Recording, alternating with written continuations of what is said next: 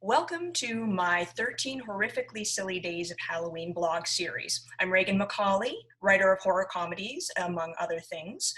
Meet my guest, writer and actor, Susan Berger. Hello. Susan writes second chance romances with a touch of magic as Susan B. James, and children's books as Susan J. Berger. She writes older heroines because she is chronologically gifted and enjoys creating characters who remember that change is only on the outside. She says inside our older shells is a much younger psyche. And her other career is acting. On IMDb, she is Susan Berger. Susan, welcome. Thank you.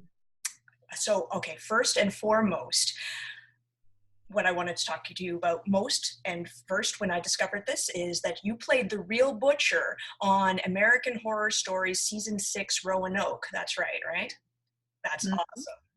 I don't look like that in my regular life at all. No, well, I assume not, and we'll have I might be able to edit in some pictures that you've sent me, and certainly I'll put them in the blog post so people can see the wonderful makeup they did.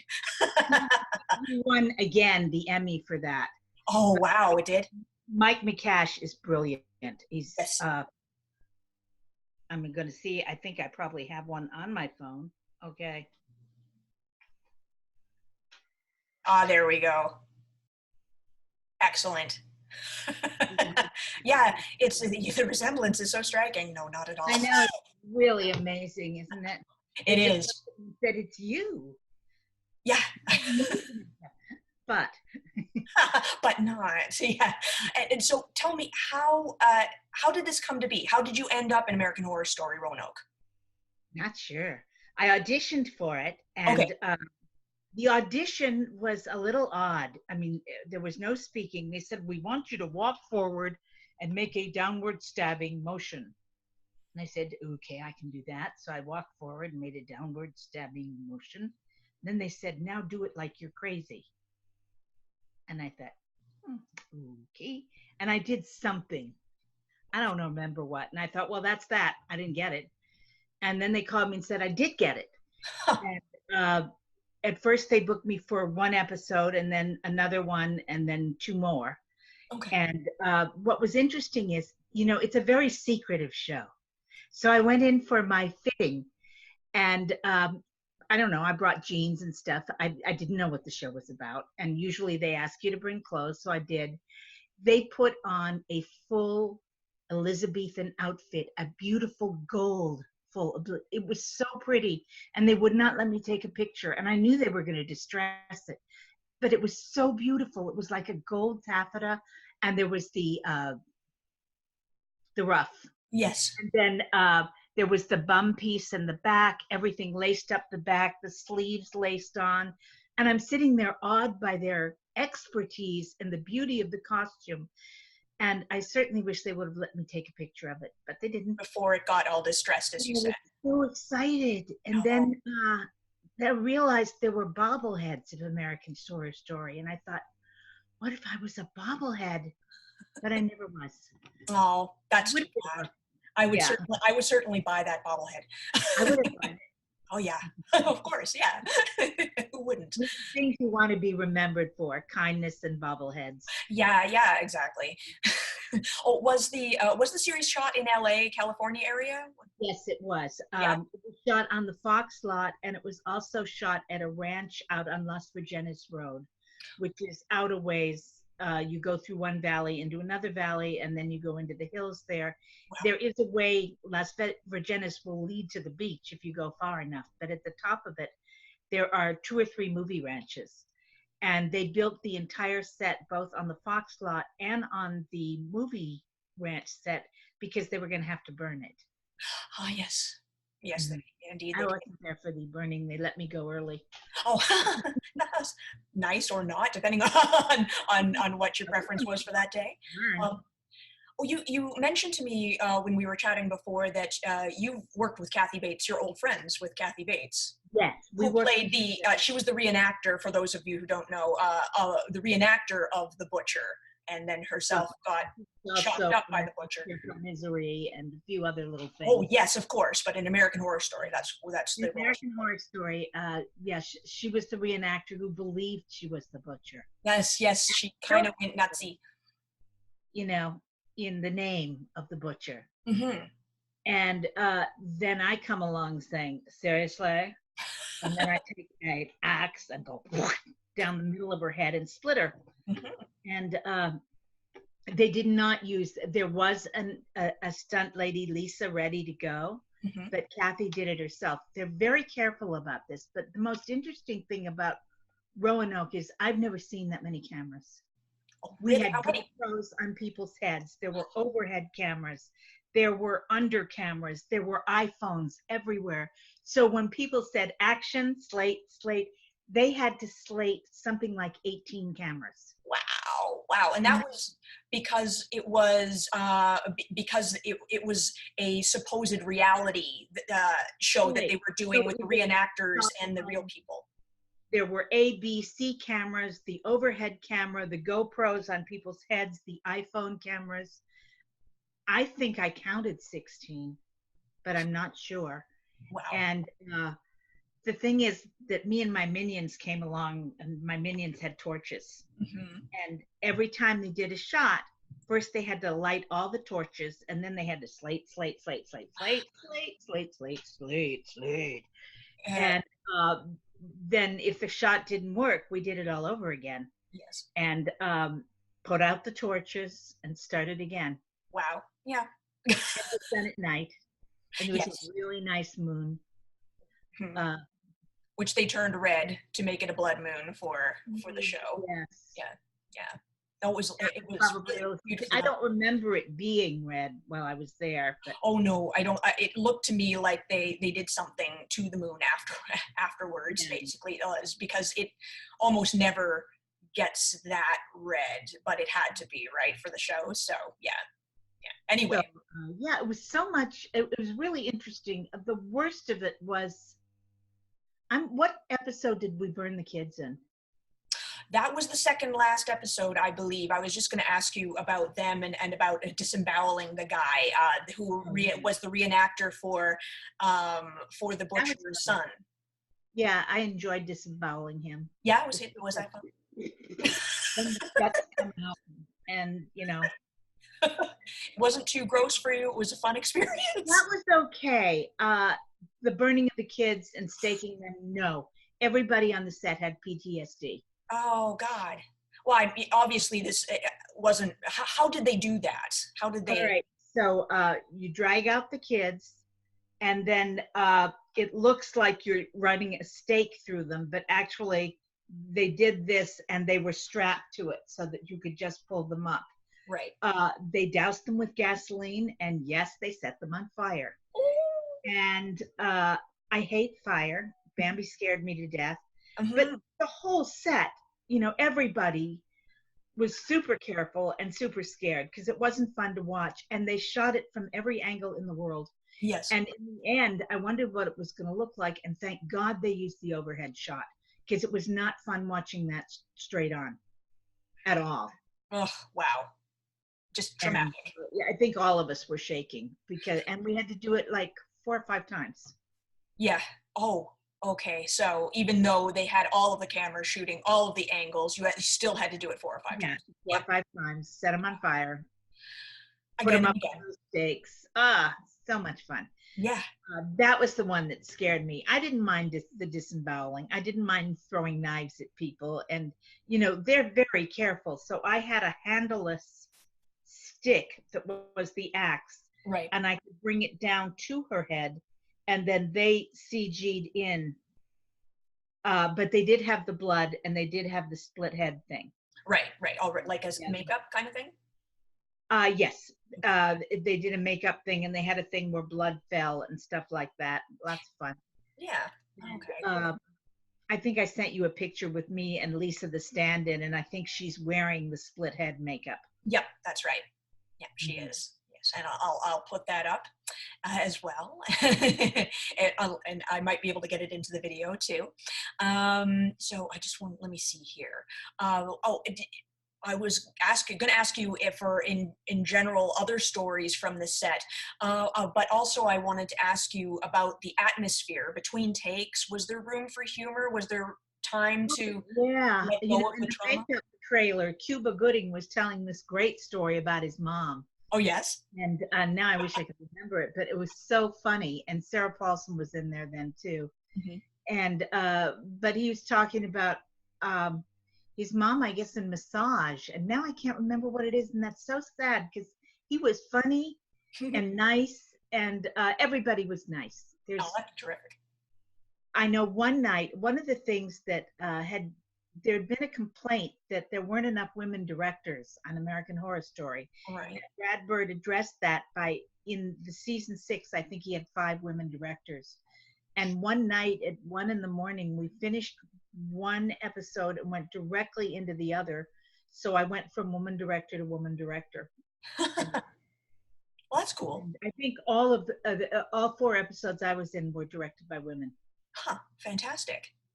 Yeah, That's good to hear. great. I also really liked that the characters in American Horror Story, a lot was focused on the women, and the women were in powerful positions, whether Oh they were yeah. evil or not, or shady in some way or another. They were still very strong characters, and I felt quite well rounded. And yeah, I really enjoyed that particular season. I like at least part of most of the seasons I've seen of American Horror Story, but I definitely have some favorites, and Roanoke is one of them. So Good. Yeah, I can't come, but my Airbnb guest just arrived from Italy, oh, and I'm saying I'm sorry, I have to go. I'm going to do this interview, and somebody's interviewing me about American Horror Story. And they said, "What?" And apparently Roanoke is their favorite. They were oh really wow. excited that to see that I was in that. Then my younger son is also an actor, and he was in Jane the Virgin, and he got axed in that, and ended up with a thing of ice cubes, I believe, with his head bleeding, and he was the kidnapper, the Czechoslovakian kidnapper. And then of course the kids, because my husband is an actor and he's been in Yes. so many things, but there's one movie where he was made up as a zombie. So the kids had show and tell pictures of him as a zombie. Actually, I think it's on my fridge. Wow. This is from how many years ago? The 80s. The 80s, the 80s. And actually, since we brought him up, your husband is Barry Corbin? Right. And he was in No Country for Old Men, but he didn't die. He Oh, stayed alive. He was in the wheelchair. He was the old guy that said, "I generally make a pot of coffee once a week, whether I'm needed or not." And I took that to heart. I do that now. cool. But he's also like he's I've checked out his IMDb credits page, and the list is long, as you told me. Yours too, but his is especially long. And one of the things, yeah, that you pointed out to me, which is of particular interest to me, since the series I'm talking about, a lot of B movies and horror comedies, whether they're comedies on purpose or not. You said the sheriff in Critters 2? Yes, and we borrowed the critters to make a movie with the kids. Yes. And your son, when he was, how old was he when he made that the movie with the critters? When he made Killer Chef, he was 7. We had borrowed the critters before that for Crystal Monitor 2, which was the sequel to Crystal Monitor, our second film. And the director lent us a whole bunch of critters. That's so cool. And so Killer Chef is it meant to be a horror? Oh yes. Yes. It's about this chef who likes to eat people. So he kills them and then serves them up for dinner. And then the police come and they throw a pot of boiling water on him and he screams, "I'm melting." And then you see the funeral, and then the music from Something Scary plays, and he takes his knife and goes through the thing and comes up from the grave with sort of a, I don't know, some kind of Freddy mask, I think. Something later case. Yeah. And then he kills a whole bunch of other people. And as you do. Finally, I'm pretty sure somebody gets him at the end. And and how long is this movie that he made? probably about 15 minutes. I got to find it. I did find, I think I sent you a link online. Yes. My oldest son made a trailer for the Yes. movie. Yes. And with your permission, I can include in the Oh, blog yeah. too. All right, thank you. I really love it's to. horror. I really love to see young kids getting into horror and shooting movies themselves. It reminds me of, you know, people like, I don't know how young Peter Jackson was when he started shooting his horror movies and stuff, and whether he was out there with Super 8 cameras, but I love hearing that stuff. And he did movies in his early career like Bad Taste and Dead Alive, which was also called Brain Dead in New Zealand, and yeah, just very ridiculous, over the top horror movies, fun. And then in Hollywood, he did The Frighteners, and of course later Lord of the Rings, and some films with cachet. But sorry. Some people know that one, Lord of the Rings. Lord of the Rings, yeah. I only totally love it, actually. But anyway, so I just love hearing stories about young kids making movies, and if, you know, especially when they're making horror movies, that just, I relate to that very much. So I'm glad you let me put the cake. We went through a 64-ounce bottle of Heinz ketchup. Oh, of blood, I assume. Lots of blood and ketchup. I mean, that isn't how you do it. No, corn syrup, right? Chocolate syrup is the best. It has a nice, you know, it's got a nice gleam and glisten. Right. Is really that good for black and white, though? I'm not even sure. It might also be for color. Interesting, because for the one movie that I did, Space Zombies, it was black and white. So we used Hershey's chocolate syrup for that. So. Yeah, a lot of people do that. I was working on something. I'm trying to remember. And it was either Mom or the Guest Book. I forget which one. But the makeup artist there had a lot of black and white makeup. His father had been in the business. And what's interesting about it is for black and white, the pancake makeup is orange. Really orange. But it makes you look good. It right. doesn't. And then apparently on The Wizard of Oz, I didn't realize this, but in Technicolor, things were so bright that they toned everything down. I saw the ruby slippers, and they were like faded sequins. But apparently the Technicolor itself brought it up so much. Wow. It was just that oversaturated that everything had to be so incredibly saturated that they, you know. Well, and that was fascinating. I loved listening to him. Yeah. Uh-huh. Well, back and bringing around to B movies and things now, you don't like horror movies. So how was it, first of all, to be an American Horror Story, or anything else scary that you've been in? Like, is that completely different for as far as you're concerned rather than watching it? Well, when I was a kid, I was always the witch. I had long black hair. And I was cast as the witch in everything in school. And I would want to be Cinderella for the play, you know, for Halloween. Now they'd say, you have a perfectly good witch costume. No. And I thought, I don't really want to do this. I want to be the beautiful person. But actually doing it, playing the bad guy, doing that stuff, it's really fun. I would think it was. I went to a screening for The Shape of Water. Mm-hmm. I don't know. Have you seen that one? Oh, yes, I have. Yeah. Okay. Guillermo del Toro. The guy that plays the bad guy in that. Yes. So evil. And they said he's the sweetest guy in the world, and he'd be standing on the side humming little lullabies.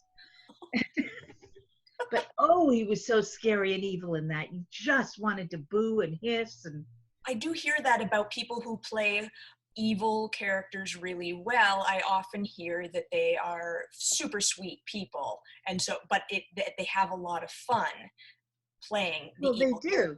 Yeah. My friend Allison Arngrim played Nellie on Little House on the Prairie. Oh, wow. And, you know, it was fun. And her best friend was Melissa Gilbert, but they'd go places and people would like spit on her. They just like, she was really that person. Yeah. Which is crazy because there's nobody ever sweeter or funnier than Allison. Oh, that's funny. They actually spit on her. Yes. And her mother was Casper the Friendly Ghost. Oh, The Voice? I read her biography, which is wonderful. It's called Confessions of a Prairie Bitch. And I highly recommend it. That's a terrific title alone. Yeah, it's really good. Terrific. Well, I don't want to, we've only got a few minutes left here. I want to make sure we get some time in here to talk about, really quickly. I do have a favorite horror movie. Sorry? It's Plan 9 from Outer Space. Yes, that I want to talk about that, and I want to talk about your book. So, Plan 9 from Outer Space is a horror comedy by accident movie you like. Yes, I really love it. All of the things in there, the fact that he substituted his wife's dentist. Yeah. It's just Bela Lugosi there, yeah, when he died. He died. Yeah. So wonderful. I love all of the errors. It's day in one shot. Oh, it's night in the other shot. Oh, it's day, night, day. Oh, the cockpit is a plastic shower curtain. Yeah, yep. And just and it looks like an airplane. Guy scratching his head with his gun. Yeah. What, Tor Johnson, or was it? No, that was somebody else, wasn't it? One of the younger cops. Else. Yeah. Yeah. And Tor Johnson was just so. I know. Wooden and incredible. Yeah, I've seen him in something about the Yucca Flats too. He was in another B movie, and I think it might even be worse than Plan 9, but it makes it less watchable. It's not as much fun. Oh, okay. I like East of the Yucca Flats or something like that. But the narration in it is ridiculous. So whoever wrote that it's just. But anyway, Ed Wood also, his particular style of writing was a lot of fun, and Plan 9 was the influence for me and my husband when we wrote Space Zombies together. So I'm so happy. You gotta send me a link. I want to see Space Zombies. Absolutely, my husband's in it too. I'm in it. It's ridiculous on purpose, and lots of inspiration from many B movies, but particularly Plan 9. So I think you'll enjoy it. You'll appreciate it at least. Yes, I'll send you the iTunes link. But I do want to talk to you about first horror and horror comedy novels. Any of note that affected you in any particular way? Yeah. Unwed and Dead. Do you know that series? I have heard one about the Queen of the Zombies. Yes. And I did have the whole series. Now, of course, I'm blanking on her name. And in the blog. But it's this hero, Betsy. On her 30th birthday, she's fired. She's run over by a garbage truck, and she wakes up on a slab in the coroner's office, and somebody's stolen her Jimmy Choos. And it goes from there. And then she finds out she can't die. She's Queen of the Zombies. Oh. She does not want to be. And it's really funny. And it is one of my favorite series. Oh, that's true. Know one of them is called Undead and Unwed. Okay, I'll look that up, and I'll get the author's name in the blog and everything, so people can check that out too. Now, really cool. You don't write horrors, but all of the things you write contain comedy. You told me, correct?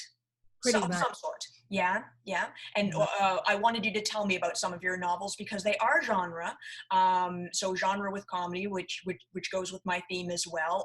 For example, Irish Magic, you mentioned to me. Please tell me about some of your books. Okay, I'll start with the first one is called Time and Forever, and two women in their 60s time travel back to 1969. Mm-hmm. They actually think they're playing a virtual reality game, but about 30 minutes into it, they realize this is not possible. This is real.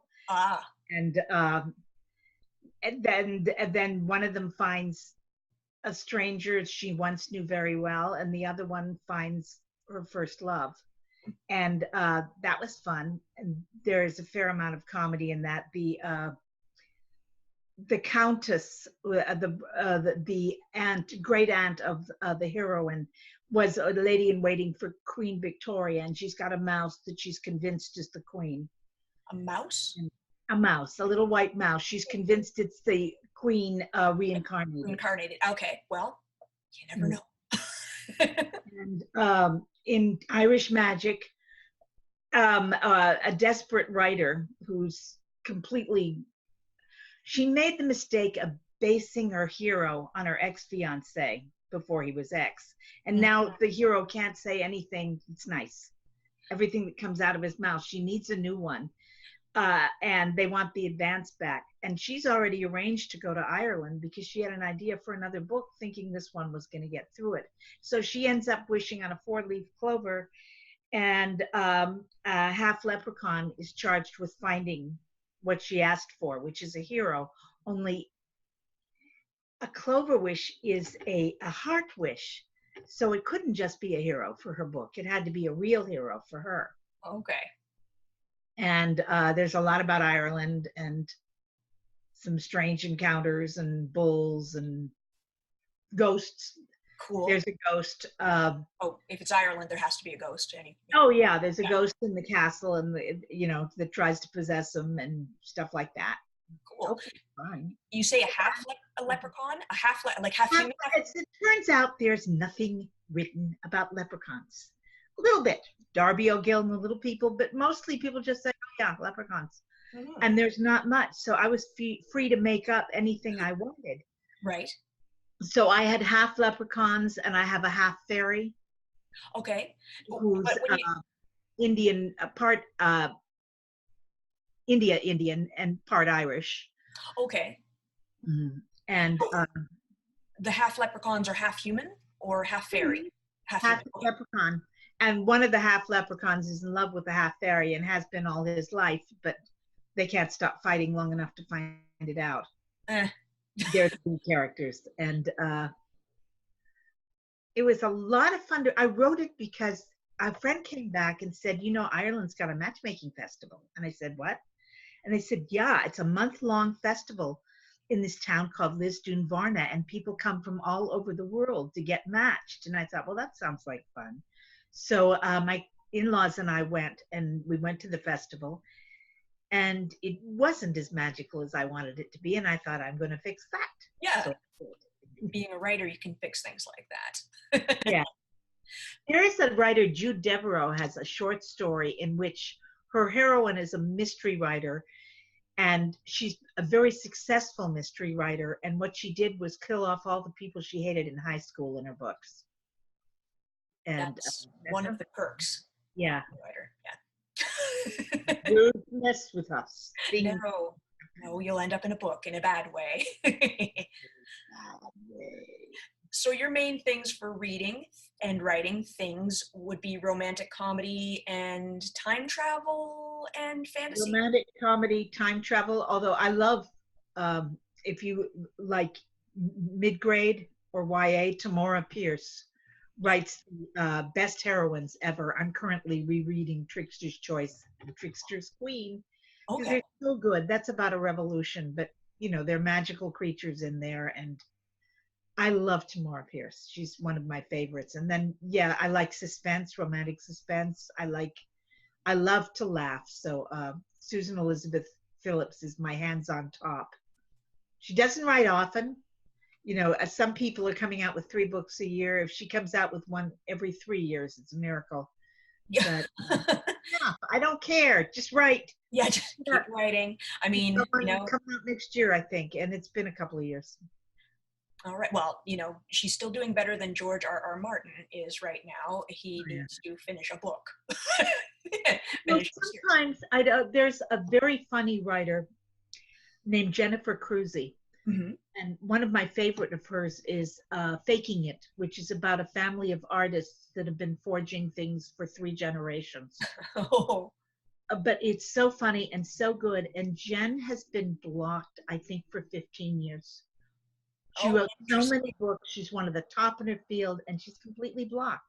She's got one she's writing now called The Devil and Nita Dodd about a town on an island, which is based on supernatural stuff and like a supernatural roller coaster and stuff like that. But the devil comes to town, the real one, the fixer. And Nita's the policeman. Oh. So it's going to be so good if she just finish it. I think she's close. Okay, because that sounds really great, actually. So Oh, I'll be checking that out too. oh yeah. Look for Jennifer Cruzy. Okay, I will do. And now, actually, I will have to wrap things up for tonight, as before Zoom cuts us off. Thank you so much for chatting with me. It was a pleasure. Thank you. I so enjoyed it. And I will continue the series tomorrow with the next person. Come and see who that is. Okay, it's gonna be a horror movie or a book, and I will read it. Funny, Sorry? as long as it's funny. It's funny. Yeah, the funny bit saves it. Thank you Yeah. so much, Susan. Thank you.